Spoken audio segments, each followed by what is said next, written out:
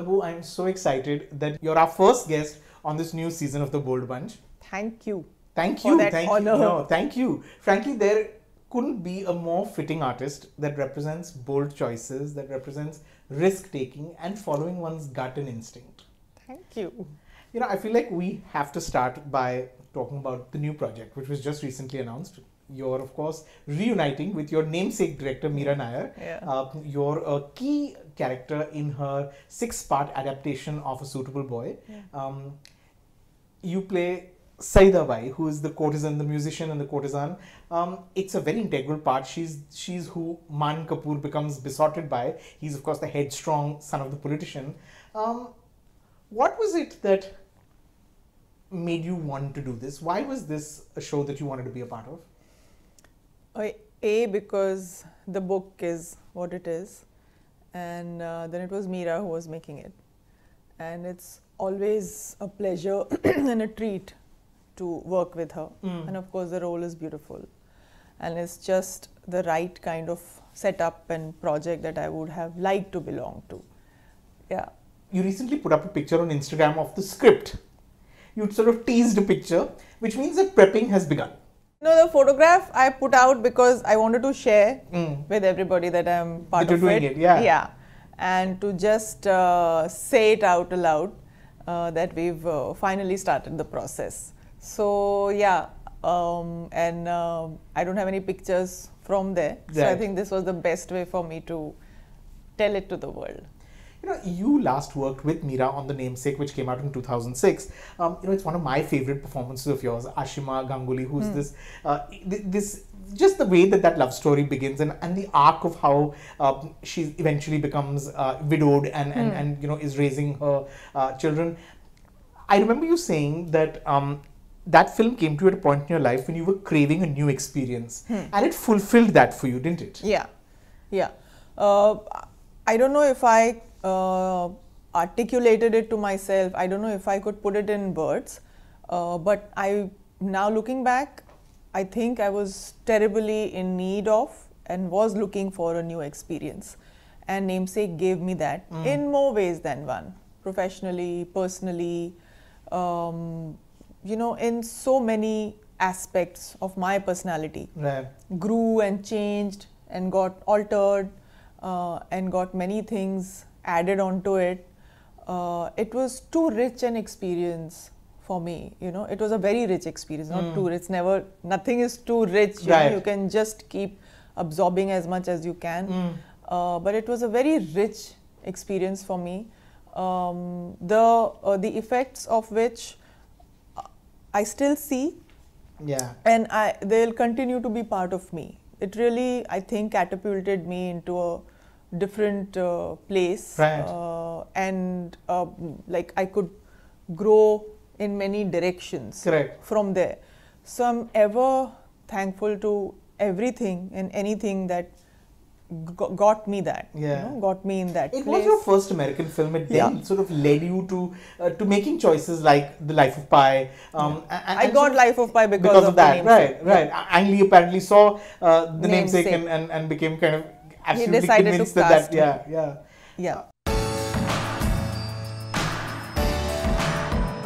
You know, because this is a show that's called The Bold Bunch, are there key decisions that you've taken that you regard as perhaps bold decisions that have resulted in where you are today?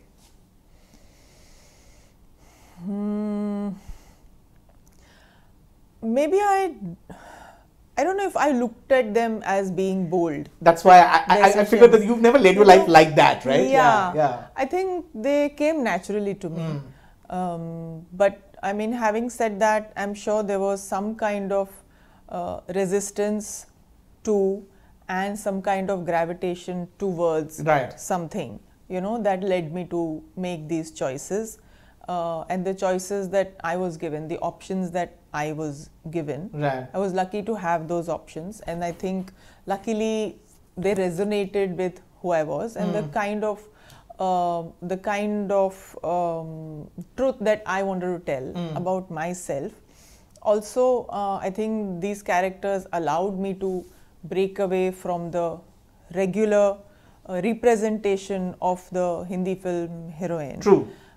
Even personally, as a character, as a person, Right. you know, it gave me the platform to say so many things about who these people were, and that was exactly what I wanted, and that is exactly what I fought for internally. You know, when you asked me that bold choices when I was making and all that, I feel like anything that feels like a shackle to me, it feels like really repetitive and really predictable, you know, I sort of wanted to always, it made me feel uncomfortable to an extent. When it's fine to do things in that, you know, parameter also, you know, so I think anything that allows me to breathe in some way, you know, it's important for me. Sure. You know, what I love most about you is just the varied choices that you tend to make. I mean, on the one hand, there is A Suitable Boy, but you've also just been shooting a Telugu film with Allu Arjun. It's your first Telugu film in 10 years. Yeah. Why the long gap? You've loved going off and making your movies in Hyderabad. I know, really. I mean, now that I'm doing this film, I'm thinking, why didn't I do more? Right.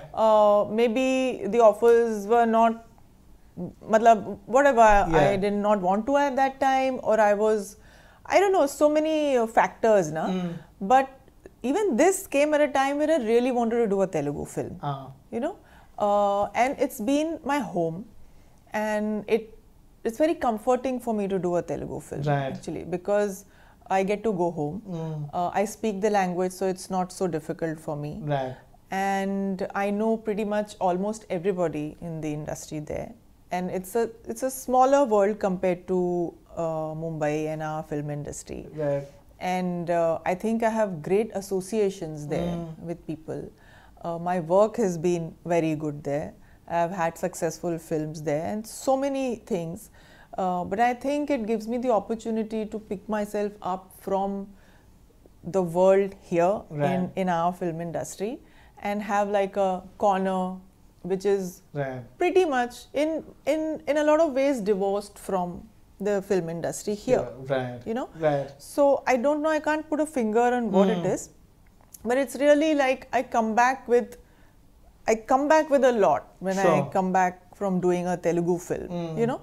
You know, Andhadhun, your beautiful Andhadhun won 3 national awards recently, including Best Hindi Film.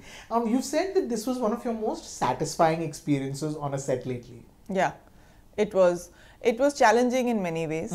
It was complete in many ways. It's still maybe because we've not tried to, you know, figure out what happened finally. Maybe it will get complete only then, but it will never be complete in that way. But it has been one of my most satisfying experiences because it was a very different format that I was performing in or acting in or telling this story. It was nothing like I have done before. You know, this kind of storytelling, you know, where the plot and the characters are equally, you know, like intertwined with each other, and one cannot override or overshoot the other. You know, and it was very, क्या बोलते हैं? You can't. There's not even an invisible knot that you can tie the whole story with. Correct. You know.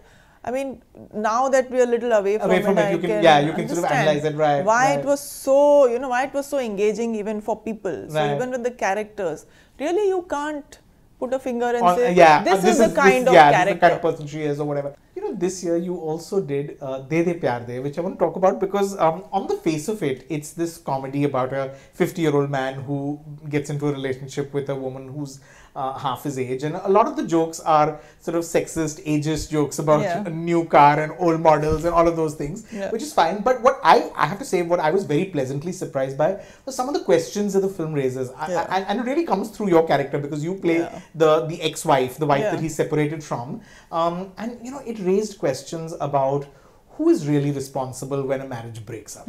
It raises questions like, you know, can you still love someone even if you're not actually in love with them? And also, you know, can a middle-aged woman find love as easily as a middle-aged man find? I mean, I thought these were very fascinating questions. And you have, in my opinion, the best scene in the film, which you of course performed exceptionally, which is the scene where you talk about why it's always the woman who's expected to hold things together, why the woman is expected to be responsible, which I didn't expect to see in this kind of film. You know, these questions. Was that what drew you to it? The fact that there were layers to a film that on the surface just feels like one of those kind of, you know, adult naughty comedies. Was it? Was that what attracted you to it? Yeah, absolutely. When Love narrated the story to me, what caught me and why I said yes is because of this. Right. You know, because my character really comes in the middle of the film, True. around the interval. And that's the part from which the film really actually, you get into the film. Yeah. And as a character, I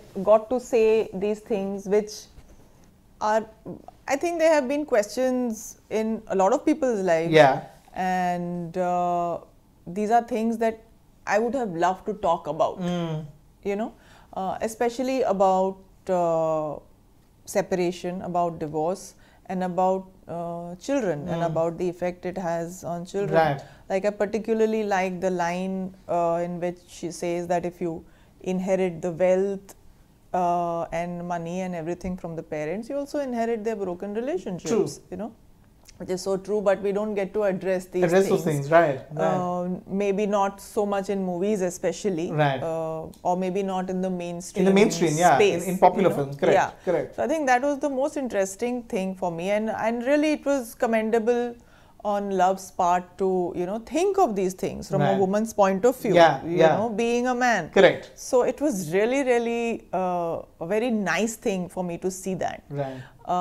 And I enjoyed those scenes, and because they are very real, relatable, and I've seen it happening in so many instances in my family, with my friends, and really it's about the children and so many equations. True. You know.